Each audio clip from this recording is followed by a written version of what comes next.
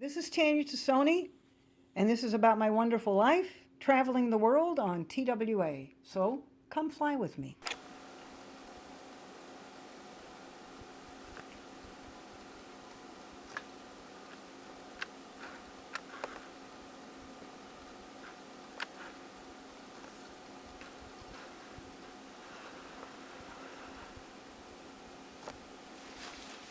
Hi, welcome back.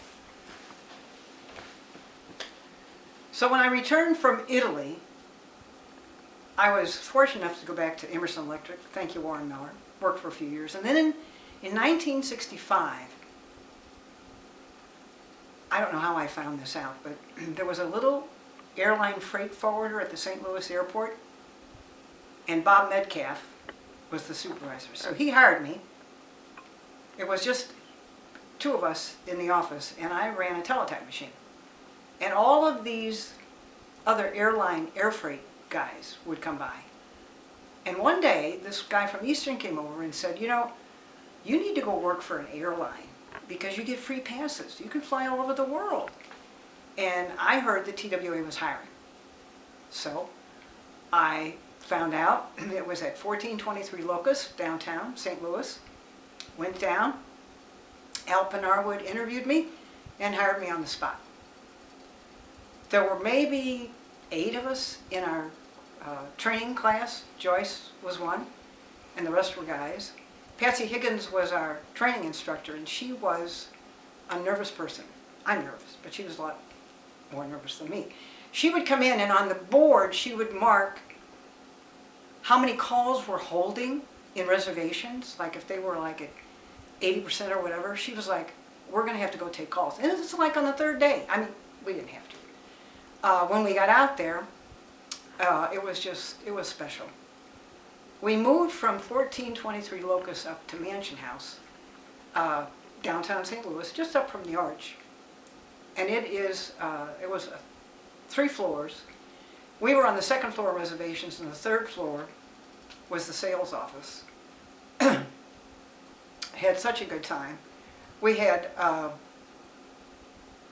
long tables. It was just a wide open space and a locker room, and everybody stood or sat next to each other with a headset on, but no cubicle, so it was really, really loud. Then I was happy in reservations. We had a good time. I had moved into international res, and then by the time we got to Mansion House, I found out that they had prepaid desk. And I thought, well, that would be fun. So I went to prepaid desk. Now the prepaid desk is, you've got a relative or a friend in a different city, in a different country, and they can't afford a ticket. So you either go to the city ticket office, the airport, call over reservations, talk to me at prepaids, and set up the reservation, credit card, or whatever. And then that's a teletype deal that goes all over. So I was able to meet a lot of people over teletype all over the world, different airlines and TWA. It was great. I've always had junker cars, never had cars that really ran very well, or for very long. And I had a Morris Minor convertible that was like on its last leg. And on the TV advertisement, Bob Schultz was saying, bring anything in. We'll take a rifle, we'll take an old car. And I'm like, okay. So I drove my Morris Minor, drove it in, drove out on a I don't remember what year this was. It was a 50cc Honda. Now in those days, 1966, you didn't have to have a helmet. You couldn't go over 50 miles an hour, but the minimum speed on Highway 70 to get downtown was 50. So I'd ride on my motorcycle, 3:30 to midnight. I'd park it at the Mansion House down in the lobby. Didn't cost anything. And then one day, and I can't believe I didn't lose my job over this, but for some reason I decided that I would take my Honda up to the 2nd floor. So I turned the motor off. That was smart. Rode it into the lobby, got in the elevator, went up to the 2nd floor, and parked it in where we keep the coats. And at the locker, of course I had the motor off, but we had a maintenance guy, Clarence Hurd, God love him. He almost had a fit because I got a gasoline-powered motorcycle in the res office. One of our supervisors, Dolores Bright, who was really not much older than we were at the time, she came over to me at prepaid and said, if you're going on break, why don't we go get your motorcycle and ride it in the office? Her idea. Get the motorcycle, she gets on the back, rum, rum. We go down the aisle, all the way down, come back, and she gets off, I park it. And then I find out later that this guy was on the phone, and he comes over and he said, well, this was crazy. He said, when you went by, there was a lady calling in about TWA's flight 415, if it was on time to Wichita, and just about that time you reared up your motor, and she said, oh, there it is, and she hung up. So after Mansion House, we moved out to Northwest Plaza. And that, I'm still in prepaids. Now, the mechanics started this, it's called Operation Liftoff. It's very much like Make-A-Wish. And I found out about it. So we get paid every 2 weeks. So every payday, I would get a whole bunch of 50-50 chances and go around and collect money. And half goes to Operation Liftoff and half goes to the winner. Did that for a long time. We had such a good time. The best part about this is after 6 months, you get a familiarization pass on TWA. So Joyce and I and 2 of the guys flew out to California and went to Disney World. It was fun. When you did travel, you filled out a pass allotment, and it wasn't very much. Paid so much for coach, paid so much for first class. Sometimes you got free trips. And it would come out of your check. So that was fun. And then in 1986, the flight attendants were supposed to be, well, they were thinking about going on strike. And because of that, they came around in the res office all over the world and asked people if they wanted to go away for a few weeks training so they could become a flight attendant. I couldn't do it because my mom was ill and I wouldn't be able to go away for 2 or 3 weeks to do that.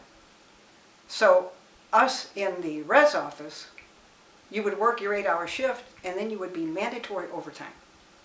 So for those 4 hours, and there were a lot of people that I worked with that were very union-minded, which is fine.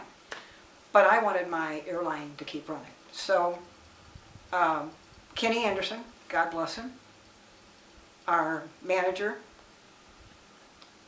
opens up his, tells us, he says, well, I need volunteers. After your 8-hour workday, then you can do your 4 hours of overtime out at the airport. That was me. So we all got on school buses, went out to the airport. We got on the tarmac, and it was the first time that I had been on the tarmac and got that close to all my planes. So as the passengers were coming down, we'd say, thank you for flying TWA, thank you for flying TWA. And then once they were off the aircraft, we would run up, go in, clean all the trays, range the magazines, do all that kind of stuff. And get off the aircraft and go over to another one and do that. It was so much fun. That first time, I didn't have to be at work till 3:30 the next day, so I went out to Walmart. There were 8 of us, and I bought yellow blouses, yellow t-shirts like, and then I had them printed, thank you for flying TWA on the front and the back. This went on for 3 months, they were. Lots of my friends got to fly around and do that. We all worked very hard to keep us going, and it was a very good thing when it ended.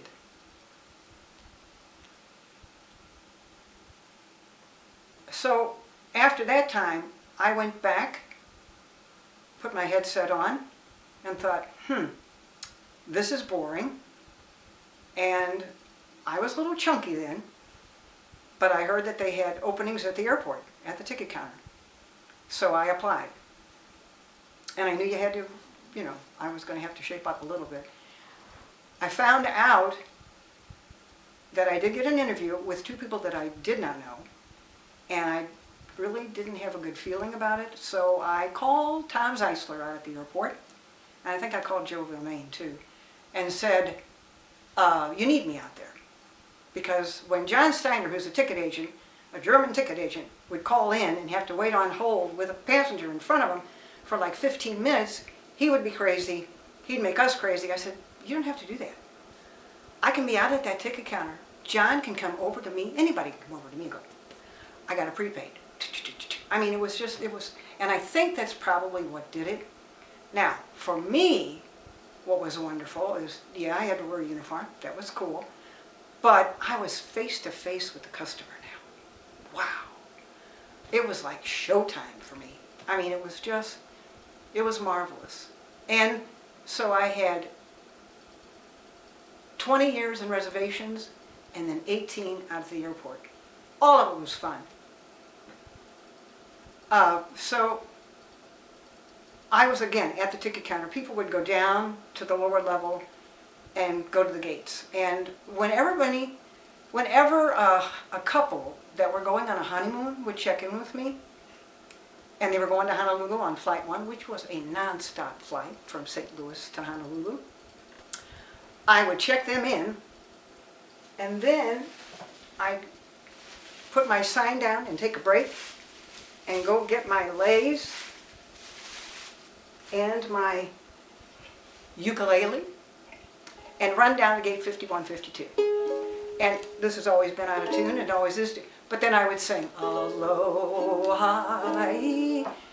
It was so much fun. And a couple of times, those honeymoon couples, when they came back and got their luggage, or before they got their luggage, they come up to say hi, and I always told them where to stay and the best places to go.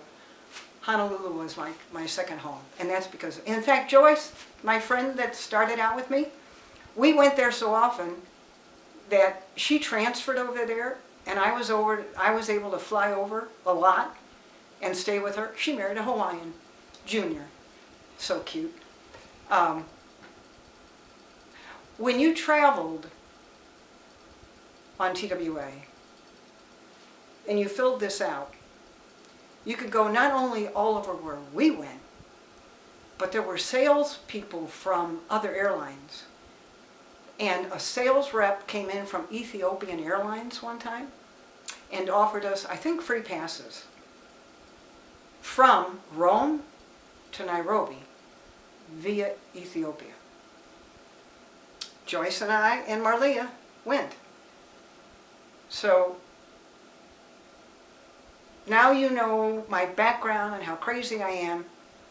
Next time we're going to use my passport. You don't need a passport. You don't need a visa. I got it all. We're going to go to my first trip to Africa, and how we made an unscheduled stop in Asmara, Ethiopia. And I have a surprise dignitary that we met that you'll meet as well. Aloha. So,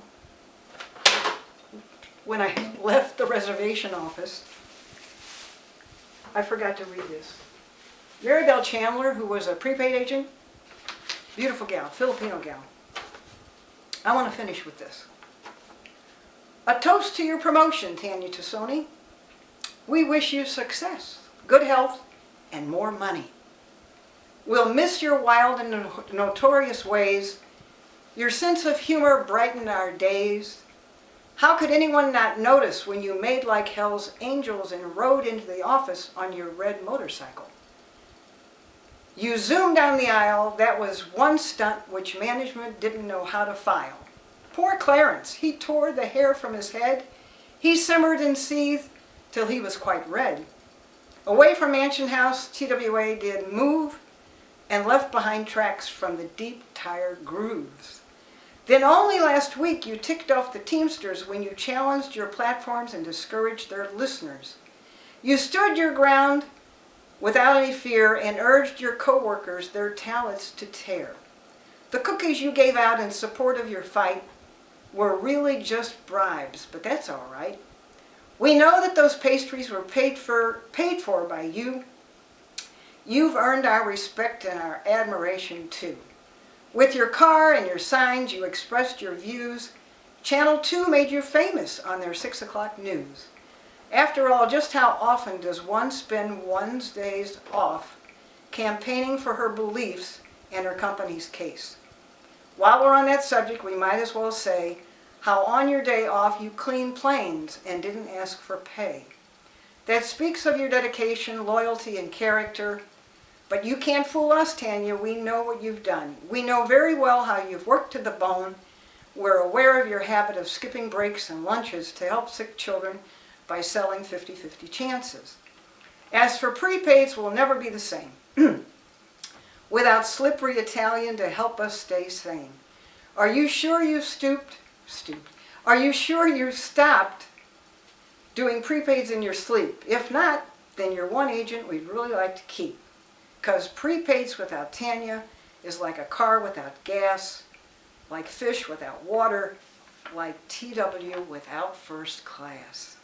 But all kidding aside, enough of this jest. You'll make a great ticket agent. You'll be the best. Before you leave, please keep in mind, buy the most comfortable shoes that you can find. So our hats off to you, Miss Tanya Tassoni. You'll always be TWA's valuable employee. Thank you, Maribel. Ciao.